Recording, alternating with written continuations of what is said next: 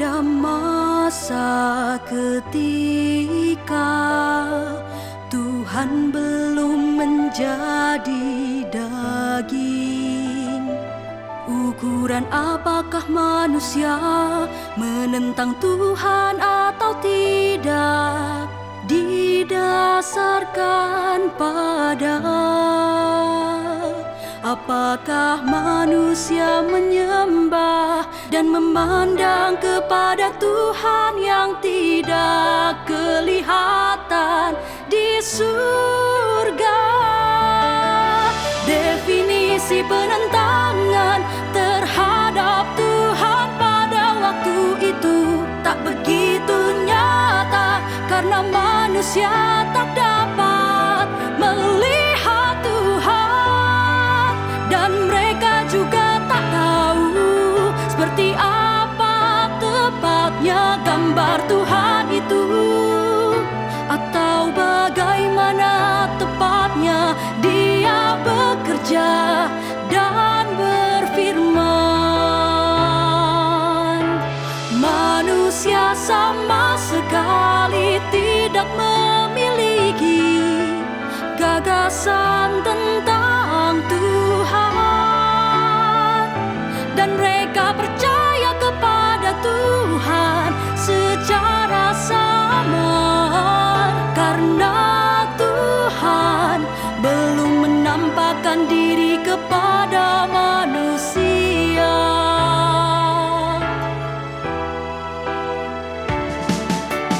Oleh karena itu, dengan cara apapun manusia mempercayai Tuhan dalam imajinasi mereka.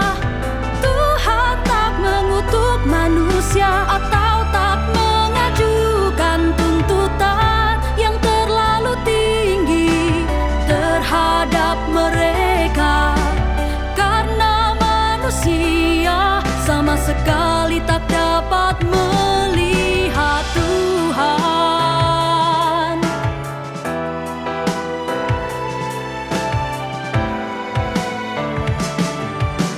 Ketika Tuhan menjadi daging dan datang untuk bekerja di antara manusia, semua orang melihatnya dan mendengar firman-Nya, dan semua orang melihat perbuatan Tuhan dalam daging. Pada saat itu semua gagasan manusia menjadi buih bagi mereka yang telah melihat Tuhan menampakkan diri dalam daging. Mereka takkan dikutuk jika mereka berniat tunduk kepadanya, sedangkan orang-orang yang dengan sengaja menentangnya kan dianggap sebagai penentang Tuhan.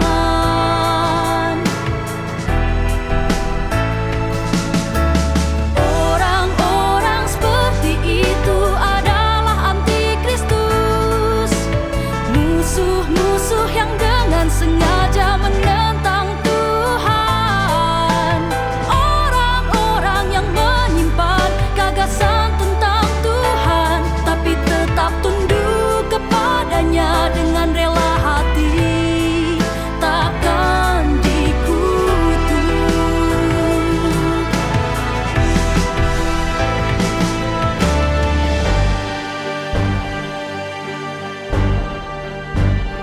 Tuhan mengutuk manusia berdasarkan niat dan perbuatan mereka, tak pernah berdasarkan pemikiran dan ide-ide mereka.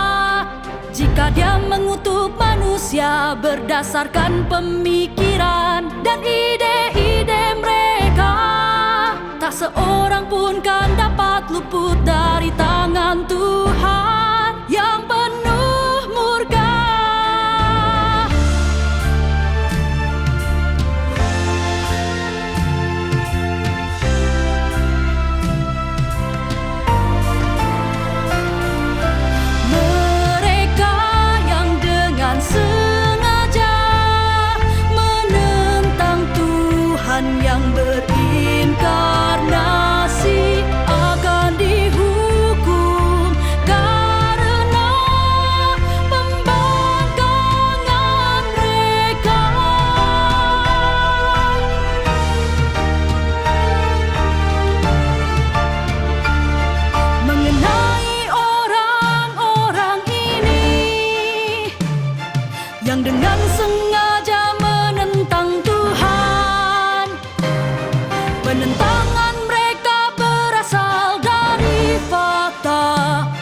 bahwa mereka menyimpan gagasan tentang Tuhan.